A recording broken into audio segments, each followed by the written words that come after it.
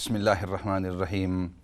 تو بریک سے پہلے عرض کر رہا تھا کہ حضرت بلال رضی اللہ تعالیٰ عنہ کا واقعہ، اور اس کے اندر یہ بتلا رہا تھا کہ نبی پاک صلی اللہ علیہ وسلم نے یہ جو ریسزم، تعصبیت، ڈسکریمنیشن، پریجڈسٹ، اس کو شروع ہوئے سے کہ دوسرے کو اپنے سے ہلکا سمجھنا، اس کی کسی ایبیلٹی کی وجہ سے، اس کی زبان کی وجہ سے، بیک گراؤنڈ کی وجہ سے، اس کے رنگ روپ کی وجہ سے، یہ اسلام کے اندر حرام ہے، اس کی اجازت نہیں ہے۔ اور شروع سے صحابہ اکرام رضوان اللہ مجمعین کی تربیت ہی اس انداز کے اندر مربی اعظم نے کی تھی صلی اللہ علیہ وسلم۔ استاذ اعظم، سب سے بڑے کائنات کے اندر استاذ جو ہیں نبی کریم صلی اللہ علیہ وسلم، اور کتنے خوش نصیب ہیں وہ شاگرد کہ جن کو یہ استاذی نصیب ہوئی تھی۔ the greatest teacher ever the greatest teacher the creation has seen was Rasulullah sallallahu alaihi wasallam, and the way he taught and he nurtured the Sahaba and he instilled in them all these fantastic qualities and slowly eliminated all those things that shouldn't be inside a human being. And one of them, or some of them, were discrimination and prejudice and racism. And he built inside them, he built tolerance and patience, perseverance, all these fantastic qualities. تو بلال رضی اللہ تعالیٰ عنہ کے بارے میں آتا ہے کہ ایک مرتبہ اس طرح مجلس کے اندر بیٹھے ہوئے تھے، اور وہاں خالد بن ولید رضی اللہ تعالی عنہ بھی، اسی طرح دیگر صحابہ اکرام بھی بیٹھے ہوئے تھے، اور ابو ذر رضی اللہ تعالیٰ عنہ وہ کچھ بات اس طرح کر رہے تھے، اور بات کرتے کرتے حضرت بلال رضی اللہ تعالیٰ عنہ نے ان کو ٹوکا اور ان کو بتایا کہ بات اس طرح نہیں ہے، اس طرح ہے، آپ جو کہہ رہے ہیں آپ اس انداز میں نہیں سمجھے۔ ان کو کوئی ان کی تصحیح کی تو ابو ذر رضی اللہ تعالیٰ نے فوراً تھوڑے سے غصے کے اندر آ کر فرمانے لگے کہ تو ایک کالی ماں کا بیٹا ہے، اور تو اس انداز کے اندر تو مجھے میری تصحیح کرتا ہے، اس انداز کے اندر تھوڑی دیر کے اندر یہ بات کہہ دی۔ حالانکہ کوئی برا مطلب نہیں تھا، لیکن بعض اوقات انسان غصے سے کوئی بات اس طرح کہہ دیتا ہے۔ فوراً بلال رضی اللہ تعالیٰ وہاں سے کھڑے ہوئے اور سیدھے گئے نبی کریم صلی اللہ علیہ وسلم کی خدمت اقدس کے اندر۔ بڑے ہی اپسیٹ تھے، اور آپ صلی اللہ علیہ وسلم کو بتلایا کہ ادھر مجلس کے اندر ابو ذر رضی اللہ تعالیٰ عنہ نے مجھے اس طرح کہا ہے۔ نبی کریم صلی اللہ علیہ وسلم نے بڑے ہی غصے کا اظہار کیا۔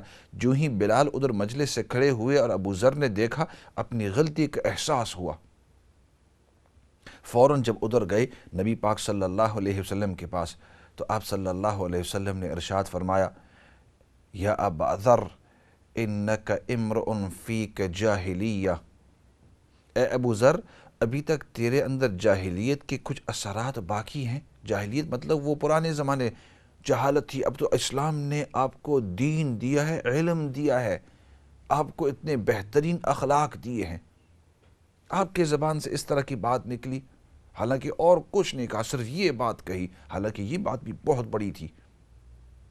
ابو ذر رضی اللہ عنہ برداشت نہیں کر سکے، نکل گئے وہاں سے تلاش کرنے کے لیے اور معافی مانگنے کے لیے حضرت بلال رضی اللہ تعالیٰ سے۔ فرماتے ہیں کہ میں وہاں سے گیا اور نکلتا ڈھونڈتے ڈھونڈتے ڈھونڈتے حضرت بلال کو، I was just mentioning a story when Abu Zar radiyallahu anhu, Khalid bin Walid radiyallahu anhu, other people were sitting down, and Bilal radiyallahu anhu was sitting down as well, and Abu Dhar was saying something, and Bilal radiyallahu anhu corrected him. Now, as a human being, he became cross, Abu Dhar radiyallahu anhu, for interrupting him or correcting him or for some reason, and said, you, the son of a black mother, and you're correcting me like this? He said these words, and he shouldn't have, because he was being nurtured under the supervision of Rasulullah sallallahu alaihi wasallam. Bilal radiyallahu anhu stood up straight away. He felt upset, and he came looking for the Prophet sallallahu alaihi wasallam so that he could complain about Abu Dhar. He explained to the Prophet ﷺ why he was upset and what Abu Dharr had said. The Prophet ﷺ became very cross. And by this time, Abu Dharr had realized exactly what he had said, and he stood from there and he came to the Prophet ﷺ, and the Prophet ﷺ said, Ya Abu Dharr, O Abu Dharr, إنك امرؤ فيك جاهلية وفي رواية فيك شيء من الجاهلية. O Abu Dharr, there are certain traits and certain qualities of Jahiliyyah that are still inside you. You have said this to Bilal. Tumne ye Bilal ko kaha. Abu Dharr by now had realized his mistake, and he said, I went from there very, very upset and wanting to ask for forgiveness of Bilal. I began to go around the streets and go around the alleyways looking to find Bilal. میں ڈھونڈ رہا تھا کہ بلال کو ڈھونڈ لوں.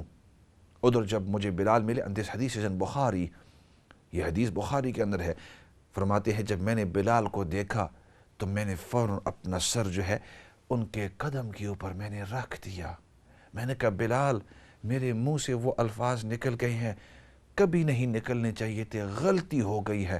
میں اپنا سر آپ کے پاؤں کے اوپر رکھتا ہوں, زمین کے اوپر رکھا ہوا ہوں. جب تک تو مجھے معاف نہیں کرو کہ میں اپنا سر یہاں سے نہیں اتارنے والا ہوں, نہیں ہٹانے والا ہوں, نہیں ہٹانے والا ہوں, نہیں حرکت کرنے والا ہوں.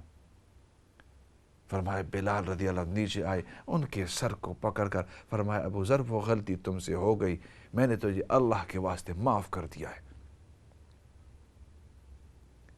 He placed his head on the feet of Bilal when he found him, and he said, I'm not going to move my head until, oh Bilal, you forgive me. You are the superior. I am the inferior. I shouldn't have said this. Oh Bilal, please forgive me. Mujhe maaf kar do. Please forgive me. And I will not move my head. Bilal knelt down and said, I forgive you for the sake of Allah. Lift your head. What you have said that was wrong, but it's over and done with. I have forgiven you for the sake of Allah. Allah ke waste maine tujhe maaf kar diya. But that was one word. But that was because Rasulullah sallallahu alaihi wasallam had instilled inside them. Nabi Pak sallallahu alaihi wasallam ne unke andar ye baat racha ली थी کہ کسی کے رنگ کی وجہ سے یا کسی کی ڈسیبلٹی کی وجہ سے یا کسی کے خاندان کی وجہ سے اس کو ہلکا نہیں سمجھنے کا, کبھی بھی نہیں. واحد اور پہلی شخصیت ہے جس نے اپنے لوگوں کو, اپنے ماتحتوں کی تربیت اس انداز کے اندر دی. The first person in history, as far as I know, and historians say, who had tried to eliminate racism, discrimination and prejudice from the people. The first person building a society who tried to give them equality. It was Muhammad Rasulullah sallallahu alaihi wasallam. نبی پاک صلی اللہ علیہ وسلم نے اس انداز کے اندر, بلکہ پھر اس انداز کے اندر صرف اتنا ہی نہیں, بلکہ پھر بعد میں ان لوگوں کے ذہن کے اندر یہ ڈالنے کے لیے, صرف صحابہ نہیں بلکہ ارد گرد جو دوسرے لوگ تھے ان کے ذہنوں کے اندر یہ بات بتلانے کے لیے کہ یہ جو کالے رنگ کی, چاہے ان کی چمڑی ہو یا کسی اور کی, اسلام کے اندر ان کی برابری ہے, نیک اعمال کی وجہ سے تم سے بلند ہو سکتے ہیں. فرمایا جب مکہ کے اندر فتح مکہ ہوا, when Makkah was conquered and the Muslims were victorious, نبی پاک صلی اللہ علیہ وسلم پہلی دفعہ آئے کعبۃ اللہ کے پاس. تمام مسلمان انتظار کر رہے تھے کہ نبی پاک صلی اللہ علیہ وسلم اب خطاب دیں گے. اندازہ لگاؤ کہ وہ مکہ جس سے تمام مسلمانوں کو نکالا تھا, اب مسلمان کی فوج آئی ہے, مکہ کو اپنے ماتحتی کے اندر لے لیا ہے, دشمن جو ہیں وہ چھپ گئے ہیں, ادھر انتظار کر رہے ہیں, اور آپ صلی اللہ علیہ وسلم کعبۃ اللہ کے پاس آئے, اور تمام لوگ اب انتظار کر رہے ہیں کہ نبی پاک صلی اللہ علیہ وسلم اب خطبہ دیں گے. اس وقت آپ صلی اللہ علیہ وسلم بتلانا چاہتے تھے کہ ایکوالٹی کیا ہے. At the time when Makkah was conquered and the Prophet sallallahu alaihi wasallam, he came to Kaaba and he wanted to give a sermon, and there were thousands of people all waiting there, waiting for the instructions, the sermon, the bayan of Rasulullah sallallahu alaihi wasallam. Some of the greatest and the gravest of the enemies, they were hidden away, some behind. when everybody was facing towards Rasulullah sallallahu alaihi wasallam and he was in front of the Ka'batullah. At that moment, اس وقت نبی پاک صلی اللہ علیہ وسلم نے فرمایا بلال کدھر ہے؟ Where is Bilal? He is here یا رسول اللہ، ادھر ہے. فرمایا ادھر آؤ بلاؤ، یہ کعبۃ اللہ کے چھت کے اوپر چڑھ جاؤ. فرمایا میں یا رسول اللہ؟ فرمایا ہاں اوپر چڑھ جاؤ. فرمایا پھر؟ فرمایا اوپر چڑھ کر اب تم اذان دو. Now I want you to give adhan.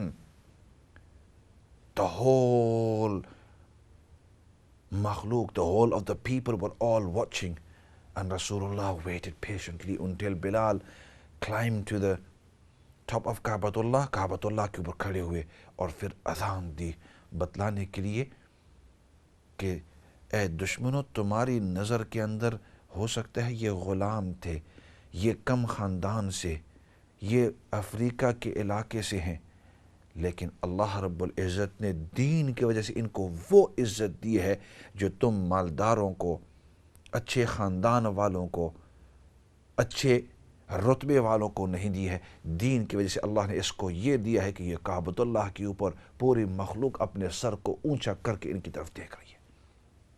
بلکہ پھر اور ذہن ان کا تازہ کرنے کے لیے ایک موقع کے اوپر بخاری کی روایت ہے، اگلی بھی روایت، نبی کریم صلی اللہ علیہ وسلم نے ایک مرتبہ بلال کو بلایا. فرمایا بلال یہ بتلاؤ کہ تم کوئی خاص اعمال کرتے ہو، وہ کون سے خاص اعمال ہیں؟ اس لیے کہ میں نے جنت کے اندر، میں نے دیکھا کہ میں جنت کے اندر جا رہا ہوں لیکن میرے سامنے کوئی شخص چل رہا ہے اور مجھے بتلایا گیا کہ یہ بلال ہے، بلال کے قدم وہ مجھ سے آگے آگے چل رہے ہیں. بلال رضی اللہ تعالیٰ فرمایا یا رسول اللہ صلی اللہ علیہ وسلم کون سا عمل میں کرتا ہوں؟ میں تو کوئی اور خاص عمل نہیں کرتا ہوں. فرمایا تم کوئی خاص عمل کرتے ہو؟ فرمایا یا رسول اللہ صلی اللہ علیہ وسلم اتنی بات ضرور ہے کہ جب بھی میں وضو کرتا ہوں تو وضو کے بعد 2 رکعت تحیت الوضو، 2 رکعت نوافل پڑھ لیتا ہوں وضو کی سلامی، وضو کی تحیہ، وضو کی سلامی کے لیے. تو فرمایا ہاں ہو سکتا ہے اس عمل کی وجہ سے اللہ رب العزت نے تمہیں اتنا بڑا درجہ دیا ہوا ہے. صحابہ کو بتلانے کے لیے کہ بلال کا اتنا بڑا درجہ ہے کہ میرے سامنے عزتاً احتراماً، جیسے کوئی محترم شخصیت ہوتی ہے تو اگلا آدمی جو اس کے سامنے چل رہا ہے وہ اس لیے نہیں چل رہا کہ وہ بہتر ہے اس شخص سے، بلکہ جو ڈگنیٹریز ہوتی ہیں، جو محترم شخصیتیں، ان کے آگے آگے احتراماً چلا جاتا ہے. تو اس لیے فرمایا بلال وہ شخصیت تم تھے. لوگوں کو بتلانے کے لیے، سمجھانے کے لیے، ان کے ذہن کے اندر بٹھانے کے لیے کہ بلال رضی اللہ عنہ کا اتنا بڑا درجہ ہے. I was just mentioning that on another occasion Rasulullah sallallahu alayhi wasallam, he was amongst the Sahaba and he called Bilal and he said, Bilal, what is it extraordinary act of worship that you are doing? And Bilal said, O Prophet of Allah, why is that? He said, because I saw myself entering Jannah, into paradise, and I heard footsteps ahead of me. And when I asked, whose are these footsteps? I was informed that that is Bilal. Bilal radiallahu anhu. Oh Bilal, there is something good that you are doing. And he became shy and he said, O Prophet of Allah, what extraordinary thing can I do? Everything we have learnt from you. But one thing I do, and that is that whenever I perform my wudu, after wudu I pray rakats, 2 rakat tahiyyatul wudu, 2 rakat nawafil. 2 rakat nawafil as salutation, as a salam, as a tahiyya for the wuzu, as a welcome for the wuzu. The Prophet sallallahu alaihi wasallam, at that moment he was trying to let the Sahaba know that whether people think of Bilal inferior due to his, maybe the complexion of his skin, or because he was a slave, or because of his background, or because of his language, Islam eliminates all those. And Islam has given him this great status because of his good deeds. So right from the beginning, Islam was against discrimination. I do understand that this is what Islam says. You will still find Muslims who are discriminating, who have racism inside them, who are prejudiced towards certain areas and certain people towards life. But I'm telling you what Islam and what we are supposed to be doing. یہ ہماری دین کی حقیقت ہے, یہ ہماری دین کی اصلیت ہے. مسلمانوں کے اندر اب بھی ہوں گے ایسے کچھ لوگ کہ جن کے اندر ابھی بھی ریسزم, تعصبیت وغیرہ چیزیں ہیں, ہونی نہیں چاہیے, لیکن وہ مسلمان ہیں. ہمیں دیکھنا ہے کہ ہمارے دین نے ہمیں کیا سکھایا ہے, ہمارے نبی پاک صلی اللہ علیہ وسلم نے ہماری کس انداز کے اندر تربیت کی ہے. اور میں یہ آپ کے سامنے لانا چاہتا تھا کہ 1400 سال پہلے نبی پاک صلی اللہ علیہ وسلم نے جس چیز کی تربیت کی ہے, ابھی اگر آپ دیکھیں تو یہاں یورپ کے اندر یا امریکز کے اندر یہ جو کہتے ہیں اینڈ آف ڈسکریمنیشن اور equality, these things only came in the Americas between the 1940s and the 60s. 1940s and the 60s, that's when all this civil rights movements happened. Before that, those who know a bit of history, you will know that those of a darker complexion, the people of a darker complexion, they could not sit on the same bus as people of a lighter complexion. The children could not go to school. And then I'm sure you're aware of the 1940s and then into the 50s, and then the Rosa Parks, the story, what happened, and she was sitting on the bus. اور آپ کو واقعہ پتہ ہے امریکہ کے اندر یہ جو انہوں نے ایکوالٹی شروع کی ہے, یہ تو 1940s اور 60s کے درمیان, ابھی 50 60 70 سال ہوئے ہیں. اس سے پہلے وہاں پوری ڈسکریمنیشن ہو رہی تھی, ریسزم بڑے پائے کے انداز کے اندر. یہ تو پھر وہ ڈاکٹر مارٹن لوتھر کنگ اور یہ باقی جو ہے مالکم ایکس اور اس طرح کے جو سول رائٹس موومنٹس کے جو بڑے تھے, جنہوں نے انداز کے اندر بتلایا کہ ہم اگر کالے ہیں اور تم اگر سفید ہو تو ہم برابر ہیں. اور پھر وہ جو واقعہ پیش آیا تھا اب ہسٹری کے اندر کہ ایک عورت تھی, وہ یعنی کالے رنگ کی تھی, ڈارکر کمپلیکشن تھا, بس کے اندر بیٹھی, اور پھر وہاں وہ جو سفید رنگ کا آدمی تھا, گورے جو تھے, وہ آئے اور اس کو اٹھانے کی کوشش کی وغیرہ, اور پھر ادھر سے پورا اس نے کہا کہ تم کچھ بھی نہیں, تم ادھر سے اٹھو, مجھے جگہ دو کیونکہ تم تو کالے ہو وغیرہ وغیرہ. پھر ادھر سے بات شروع ہوئی اور پھر بڑھتے تو these civil rights movement, they only started in there. Previous to that there was discrimination on a level unprecedented.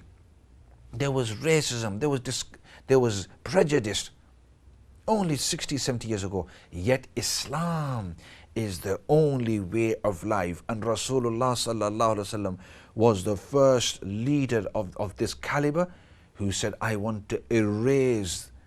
want to get rid of discrimination, racism and prejudice, all these nasty things that you can think of, and we are all equal in the eyes of Allah. And that's why the Prophet sallallahu alaihi wasallam, isi wajah se Nabi, and that happened 1440 years ago, over 14 and a half centuries ago.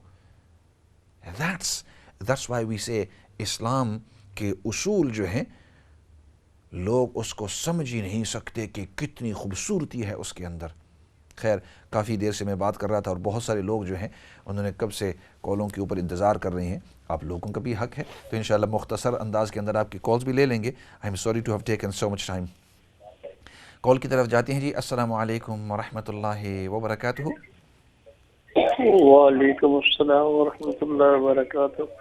مفتی صاحب, دو چھوٹے چھوٹے سوال ہیں. ایک یہ ہے کہ اس وقت قرآن عزیز کسی ٹی وی چینل پر سنتے ہیں اور سجدہ کی صورت وہ تلاوت کرتے ہیں, تو وہ سجدہ ہم پر واجب ہے یا نہیں؟ ٹھیک ہے. نمبر دو, اگر کسی نے کسی کے کچھ پیسے دینے تھے, تو جس کو دینے تھے وہ فوت ہو گیا, تو وہ پیسے کو کس طرح کس کو دیں؟ ٹھیک ہے. جب وہ اس کے فیملی کا اس کو پتہ نہیں ہے. ٹھیک ہے انشاءاللہ. جزاک اللہ. ٹھیک انشاءاللہ, بہتر انشاءاللہ. اگلی کال کی طرف جاتے ہیں جی. السلام علیکم ورحمۃ اللہ وبرکاتہ. چلو ایسے کرتے ہیں، مختصر یہ سوال کا جواب دے دیتے ہیں اور پھر انشاءاللہ دعا کی طرف جاتے ہیں۔ قرآن اگر آپ آن دا ایئر سنتے ہیں، اگر وہ لائیو ہے تب تو سجدے کی آیت سن کر آپ کے اوپر سجدہ ضروری ہو جاتا ہے، لیکن اگر وہاں لکھا ہو کہ ریپیٹ ہے یا ریکارڈڈ ہے، کیونکہ عام چینلوں کے اوپر وہ لکھ دیتے ہیں کہ یہ لائیو ہے یا یہ ریپیٹ ہے، اگر وہ لائیو ہے تب تو سجدہ آپ کے لیے ضروری ہو جاتا ہے، اور اگر لائیو نہیں ہے، ریپیٹ ہے یا ریکارڈڈ ہے، تب آپ کے ذمہ سجدہ ضروری نہیں ہوتا۔ ایک تو یہ بات ہو گئی۔ اور مختصر انداز میں، اگر فوت شدہ اور اس کو پیسے دینے تھے، اگر اس کی فیملی پتہ ہے تو اس کے فیملی ممبرز تک پہنچانا ضروری ہے، کیونکہ اس شخص کے جو پیسے، اس کا مال جو ہے اب وہ وراثت کے اندر تقسیم ہوگا۔ اور اگر اس کی فیملی یا اس کے متعلقین کے بارے میں پتہ ہی نہیں ہے کہ وہ کون ہیں، کدھر ہیں، ان تک پہنچ ہی نہیں سکتے ہیں، تو پھر یہ ہے کہ آدمی ان کی طرف سے صدقہ کر لے تاکہ وہ